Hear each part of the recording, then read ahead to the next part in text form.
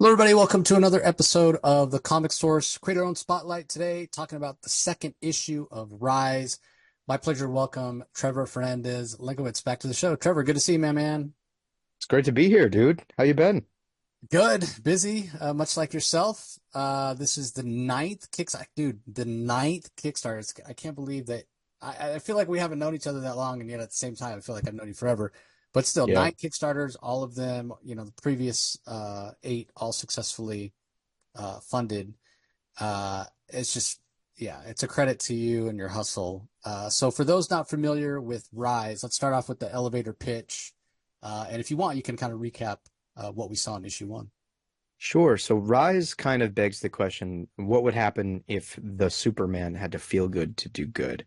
It is an examination of the male ego and performative masculinity through the lens of this superhero iconography with a man whose powers scale with the amount of dopamine in his system. So obviously there are certain sort of social pressures and sort of biological responses that will gratify certain behaviors. And really what this is us kind of outlining the perils of sort of masculinity in the modern age and using this kind of the imagery as a way to go through that. And but at the end of the day, this really is a really intimate story about what it means to be a good man, with the pressures of the world looming around you. And I'm doing the genre that I said I would never do. So, you gotta at least consider that it counts for something. Me breaking that sort of rule. Yeah, what's interesting, certainly exploration of that and can be relatable to men, but I think relatable to everybody because if not to like substitute or swap out or what have you, but one of the things I was struck by when I was reading the first issue was this positive reinforcement of negative behaviors, which is not so different. You could look at it under the lens of toxic masculinity or masculinity in general, Mhm. but also like social media, which kind of then makes it sort of accessible to anybody to check out. And, I think those kind of things sort of cross gender where we're in a world now that's so divisive and with the anonymity of social media and the internet, yeah, people are sometimes rewarded for their bad behavior. And it's just such a bad precedent to set.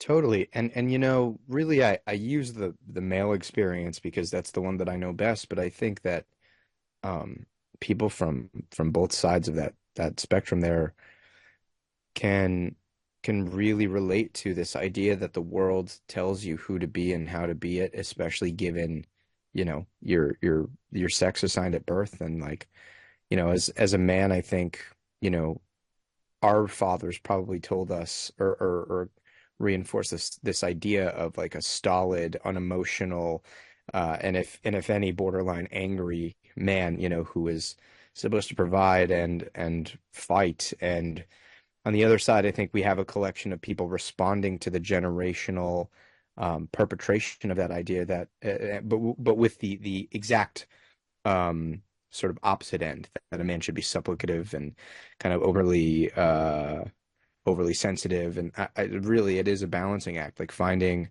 the man that you want to be is being the man that you are happy to look at in the mirror. And it is a balance, right? It's always going to be somewhere in between those two things. The world cannot tell you the man you want to be. And I think on the other end, you could apply that to the female experience as well in many ways, because Lord knows the world has been trying to tell women how to be for probably even longer than men, and in a much more harsher light. So, this is me sort of exploring that idea, or at least that modality, through my specific experiences as a young man, right? Like I brought it up in the foreword of that first issue. Like I didn't really grow up with a particularly good dad to teach me how to square up with life. And on top of that, I spent my young adult days being swallowed at home by this pandemic. So I didn't really have the time to make the mistakes that were less consequential, and would learn from. I walked into that pandemic at 22 years old, and I walked out basically 25, 26 with a company and the responsibility of making sure that dozens of artists can pay their bills, put food on the table of their family, so on and so forth. So this is a little bit of me sort of working that out as well.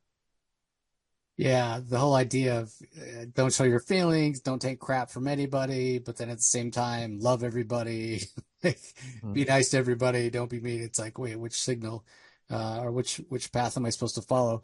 And interesting to choose, a superhero story to tell this because, I mean, there is a school of thought that says, okay, well, superheroes and superhero tropes, certainly if you go back to like the golden age when everything was black and white, could maybe have in some way reinforced exclusivity. Like if you look back at those golden age heroes, they're all heterosexual, they're all white, they're all male. And the world is, much more diverse than that. Yeah, for sure. And this story begins to sort of unravel some of those traps and tropes of the genre, insofar as its gender specificity, but even insofar as the stuff that I just find to be distracting because this is a story about a man at the end of the day. It is not about the superheroing. The superheroing and the challenges and rewards that come with that are a byproduct of telling a story about a young man trying to figure out how to be the best version of himself. And so I'm really excited for people to kind of dig into it because I think in issue one we already start to make that apparent just insofar as how he approaches the problem solving of being a hero and doing it by to minimize damage and in also kind of minimizing like the personal damage as well. Like his first outing as a superhero is him trying to talk it out, as opposed to, being the bull in the china shop. And we actually, as we get further along in the series, the stuff that should be like a walk in the park, like the basic superheroing, are not so basic. And I think it provides a level of real challenge for this character and allows him to show off cunning, but also it shows that this is not a cakewalk for this guy. He's no Clark Kent. He can't just magically like lift up a drowning cruise ship because it would break in half or he'd fly right through it. Um, so I also think that speaks to making this guy more endearing because he's actually having to struggle to do this, right? Like there are real confines that limit him and challenge him every single day, every single minute that he does this thing. And to me that makes him feel so much more human and it shows a lot more of like the effort that he puts into the whole superhero gig.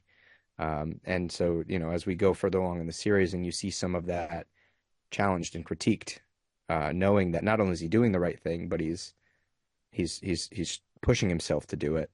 It presents some interesting emotional entanglements. Yeah, well, I think there's something to be said for, when you are challenged, you know it's going to be a challenge. You don't know if you're going to succeed, but you try anyway. Hmm. If you're omniscient, if you're all powerful, then where's the risk? Where's the how can I relate to this guy? How can I root for him if he can just Exactly. go in and solve every problem? What's the point? Why should I even get out of bed in the morning? Right. Exactly. And I think, like I said, it sort of humanizes the character a little bit more. I mean, we love Clark Kent, both of us. But the day to day is sort of easy for him. Writers have to sit there and really work up a proper physical challenge, and that's not the case for John Prufrock. Like the difference between him being able to keep a skyscraper from tumbling requires crazy amount of problem solving, a crazy amount of cunning, and also a crazy amount of determination to execute a plan on all those levels. Like there's an addition of a sort of pseudo physics in this book, or I get to play around again with my science background. I'll find any way I get to do that. But I think it adds obstacles for this character to deal with. And although people might really only see those or interpret them on the physical side, there's an emotional and personal component as well, because it requires that internal dialogue with himself to figure these things out, which to me, I think is even more important. Yeah, well, we see more extreme challenge? Because, like you said, in the first issue, we see him trying various things. His first outing, like you said, he tries to talk it out. Then he gets himself over in his head and kind of his second adventure and eventually prevails. But he does seem to grow throughout the issue. But I got to assume that in issue two, the challenges are going to continue to grow as well. Oh yeah. Yeah, it's really funny because I think I gave everybody a very easy first chapter in comparison to pretty much everything else I've ever written. It doesn't it's not challenging the reader as much. But issue two really does get into the weeds of the psychological and emotional background of the character, and we begin to see those things bleed through the cracks of his veneer, especially now that we'll be picking up with him a year and some change into being a hero. So these things begin to feel pretty established, and so to see him. I mean, a lot of it does kind of come through in the cover as well. I mean, Jace, you've known me now forever, it feels like, and for me, like the storytelling always starts there. I'm telling you, even in something as simple as that A cover image that those watching on YouTube will be able to see at the top center of the screen, it tells you a lot about what we're doing with this issue. And I know it's a very simple composition, but as you were saying, it's indicative of the real challenges that he will have to face along his journey. Yeah, and your artistic collaborator, Ryan Best, is just knocking it out of the park. I mean, you've had great artists throughout, but I mean, he just seems like he has the perfect style for this project. I He agree. brings a humanity to it, but also a classic superhero feel. So, how's the collaboration been? Has there been a lot of back and forth with the visual storytelling, or has it just clicked kind of right from the start? I mean, I mean, I think the fact that there is a back and forth is most indicative of it clicking. He's by far, I mean, he's just been one of the most seamless collaborations I've ever had. And when we get to that point, it puts us in a position to really push ourselves.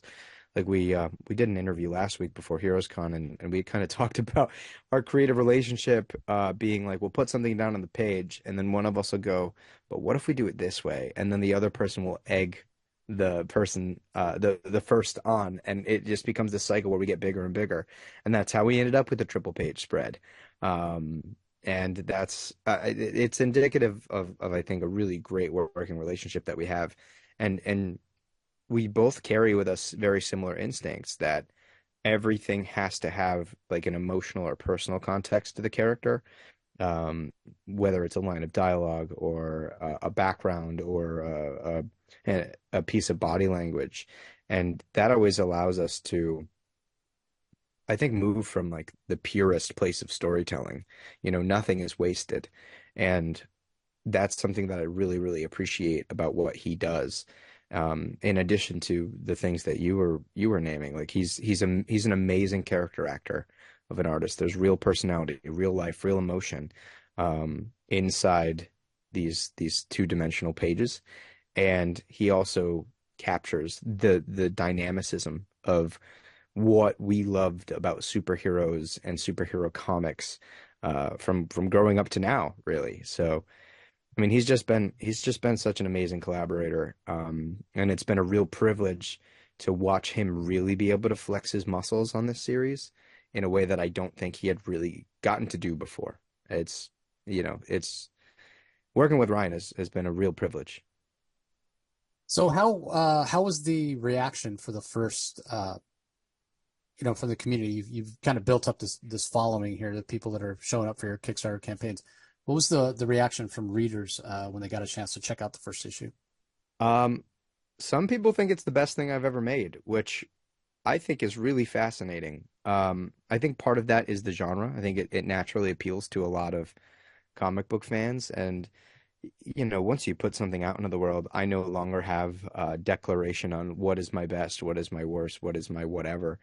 But it's been really positive. I think people have come to really appreciate the philosophy behind our approach in that we're telling a different kind of story, but it doesn't mean that we are decrying the genre by doing something different. We're taking what we love about it and refocusing it to tell a different type of story.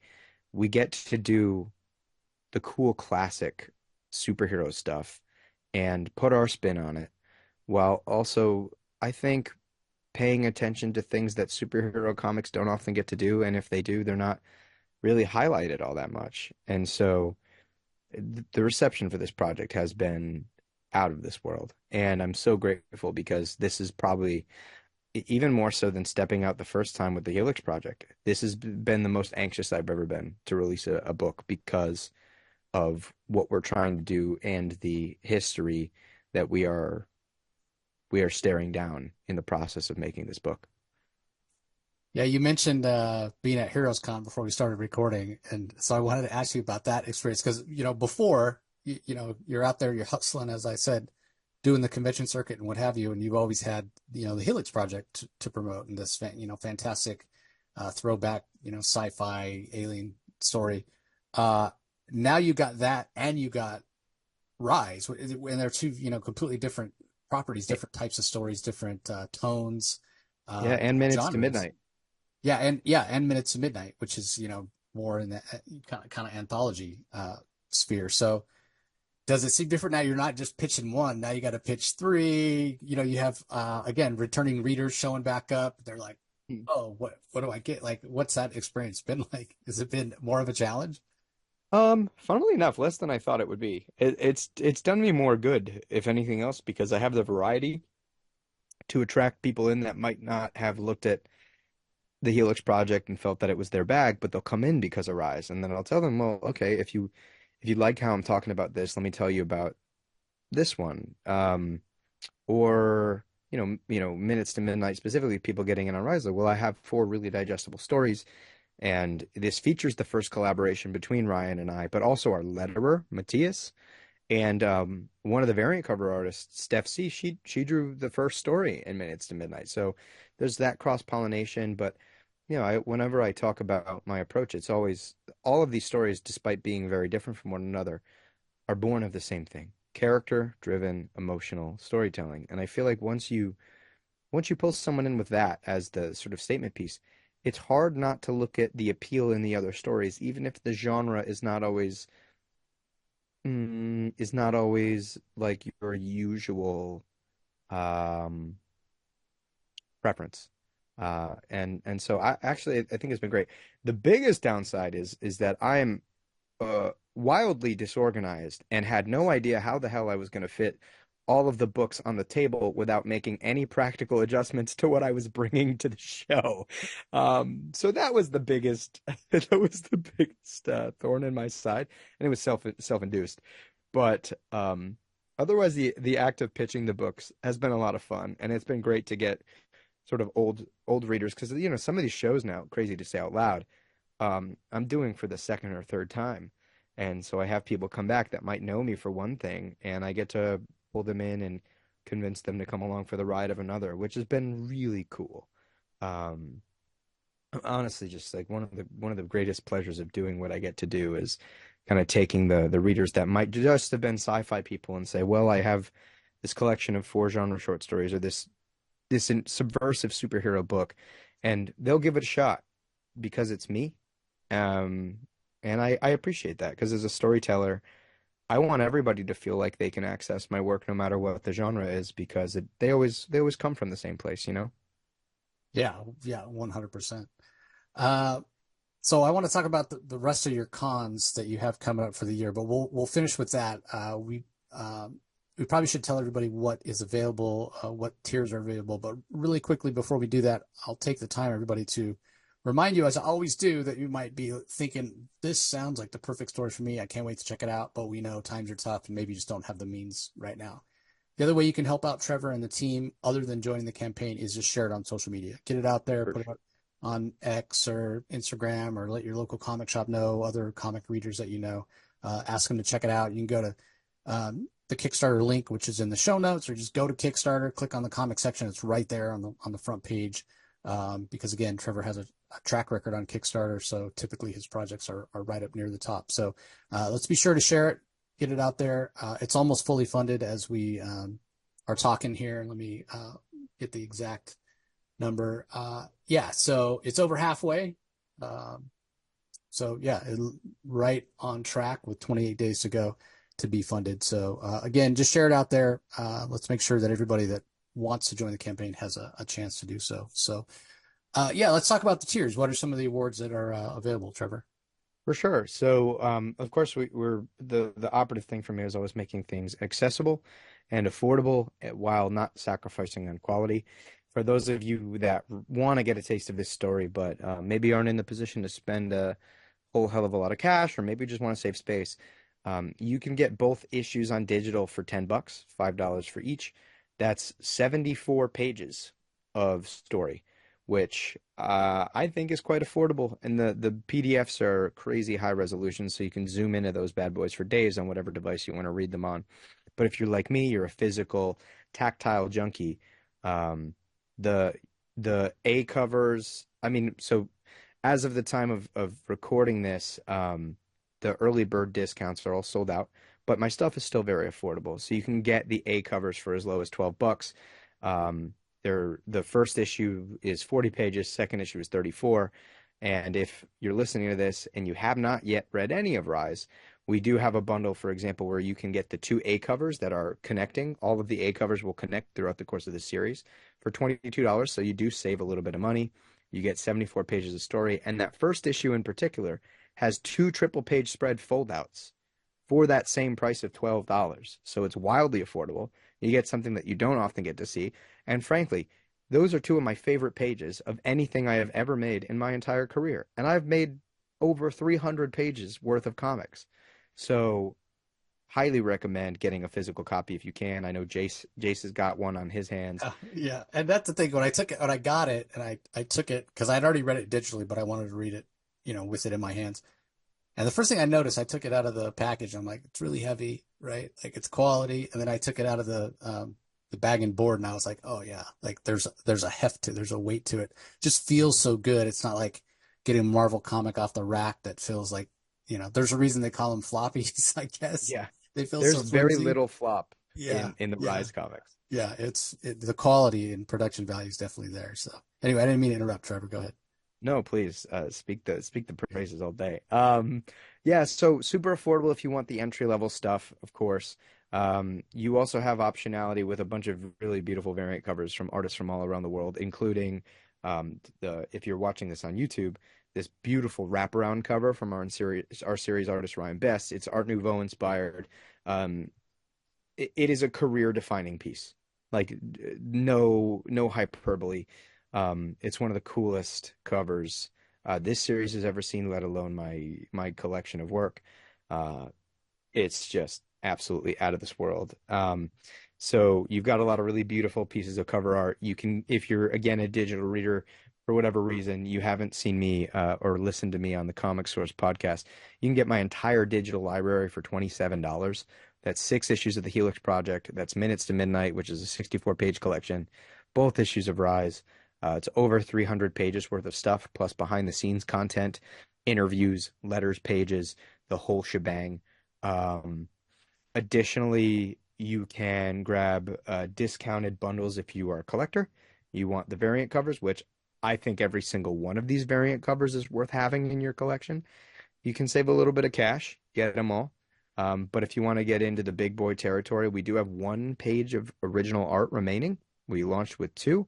They're traditional 11 by 17 inks by our incredible Ryan Best. And we've also got the option to get drawn into the book, which we have been doing kind of since the beginning. Very limited as far as the amount of slots go, but we always try to make sure that the cameos are meaningful. So in Rise 1, for example, in the first page, there's a scene where John is pursuing a beautiful woman at a bar and jets somebody off who's sitting next to her so that he can take his spot. And that was actually a backer named Paul. And the mayor of New York City is a backer named Brian, who's been a crazy supporter of mine from the beginning. So we always try to make those things matter because that's kind of the best part about being able to get in on the ground floor with something like a Kickstarter comic. We can make you a part of it in so many different ways. And I think that's really special because you don't get to do that with your major published stuff through the direct market. So those are just some of the really cool rewards. I mean, frankly, I'll just say it. If you have great taste in art and you want a Ryan Best art commission in your collection, they're pretty damn cheap, especially for the quality of work that he puts out. We've got them at various sizes. You can get them in black and white or color to suit your budget, which I think is really, really great. So we've got a lot of really fun stuff in this campaign for you, Rise related and otherwise. If you're just hearing this and you're like that Helix Project book sounds cool, those are in the add-on menu. Minutes to Midnight looks cool. You want to see the early days of Ryan and I's collaboration, including Matías, who letters the book. It's there for you as well. So we've got so much optionality. We're one of the best values on the platform, bar none.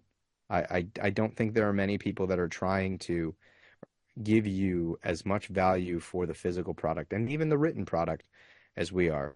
I see people charging, $22 for a 24-page colored floppy, and you're getting 74 pages with two triple page spreads for that same exact price.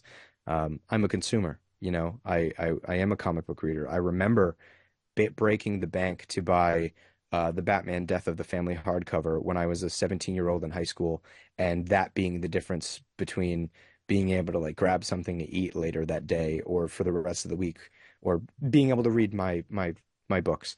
So, we're doing our best to make sure that anybody who wants to read the story can, because at the end of the day, it's so much less about selling a product than it is about providing an experience and a reason or an opportunity to connect with a story that means a lot to us.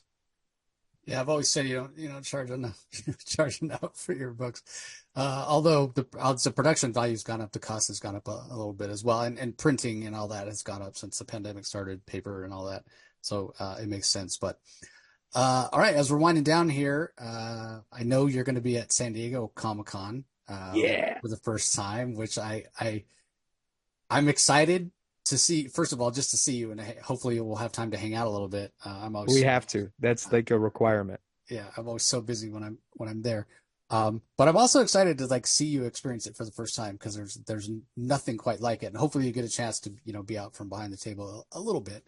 Yeah, Uh, I'm actually going to be on a panel. I don't remember the exact name of the panel, but it has to do with the new avenues of breaking into comics. So, uh, Baby's first panel is at San Diego Comic-Con, which wow, I'm super wow. stoked about. I think I'll be at least one of my other co-hosts will be David Avalone. So, he's a great sort of we've got a shared mutual friend who, and I've heard nothing but great things about him. So I'm super excited to do that.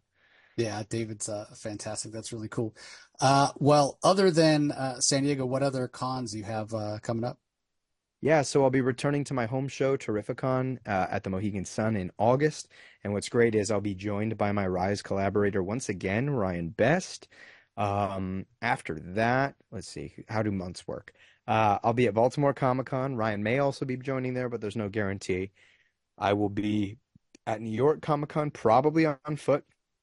I'm just assuming they're not going to give me a table because they never do. But I will be around if anybody feels like bringing a Rise copy and wants me to sign it on the show floor.